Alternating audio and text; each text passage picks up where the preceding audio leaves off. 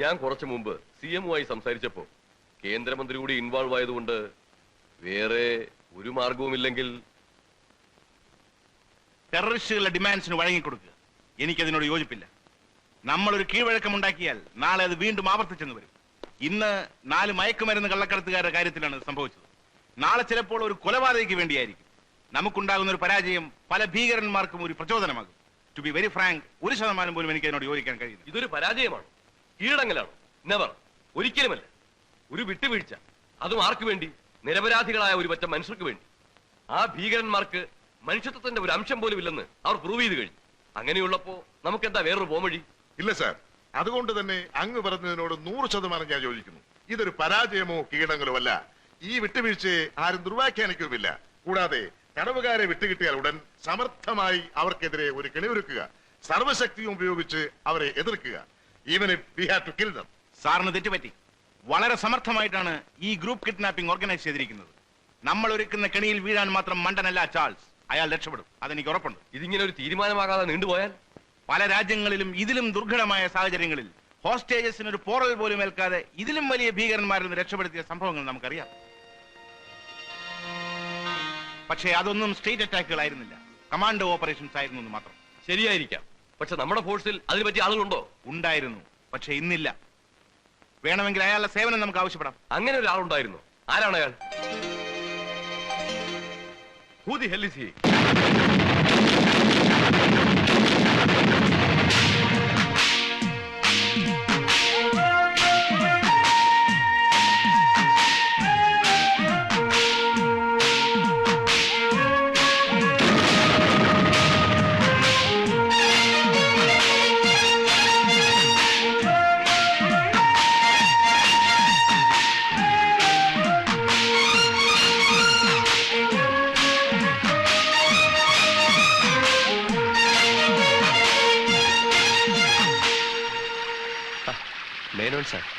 ഞാൻ വീട്ടിൽ അന്വേഷിച്ചു.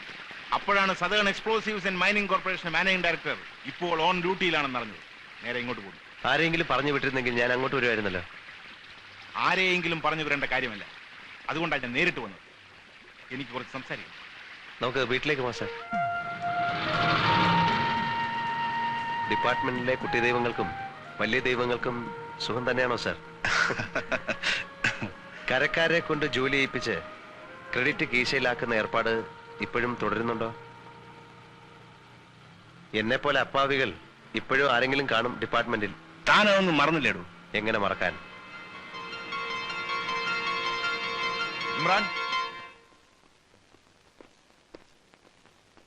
U come with me. എങ്ങോട്ടാ സാർ? വരൂ പറയാം.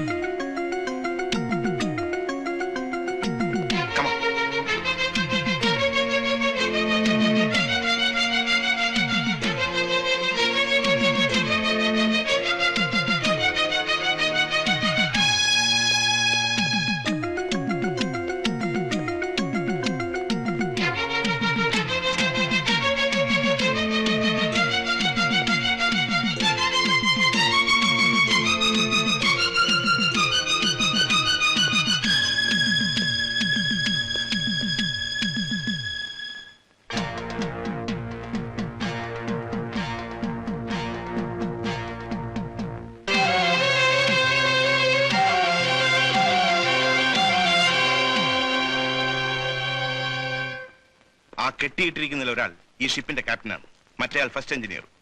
തോക്കുമായി നിൽക്കുന്ന 2 പേർ ഈ ഷിപ്പിലെ ജോലിക്കാരുമാണ്. അവർക്ക് എന്തൊക്കെയോ ആവശ്യങ്ങളുണ്ട്. ഷിപ്പിന്റെ ഉടമസ്ഥൻ ഒന്നിനും വഴങ്ങുന്നില്ല. സംഭവം ഈ പോർട്ടിൽ വെച്ചായതുകൊണ്ട് നമുക്ക് തലവേദനയായി. അവർക്ക് എന്തെങ്കിലും സംഭവിച്ചാൽ അവരാണെങ്കിൽ ആരെയും അടുക്കാനും സമ്മതിക്കുന്നില്ല. എന്ത് ചെയ്യൂടോ?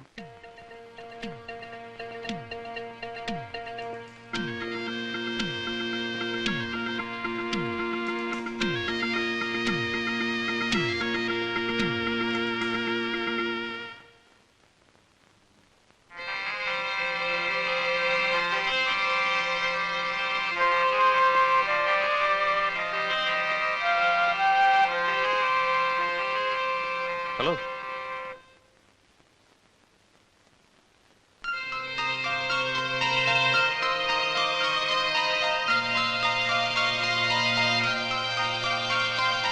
Keep it there.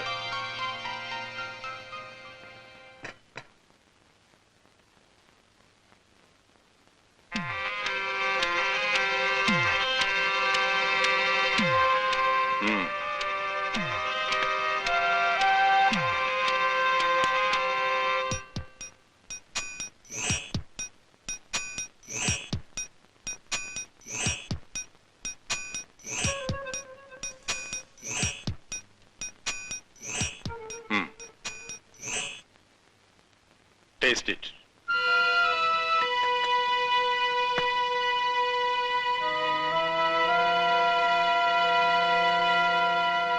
Take the other one.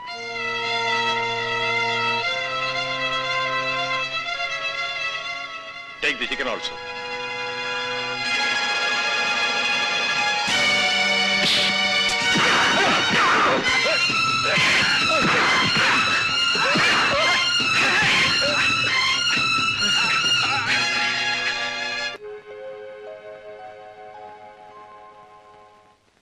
Sir ഇത് കണ്ടില്ലേ?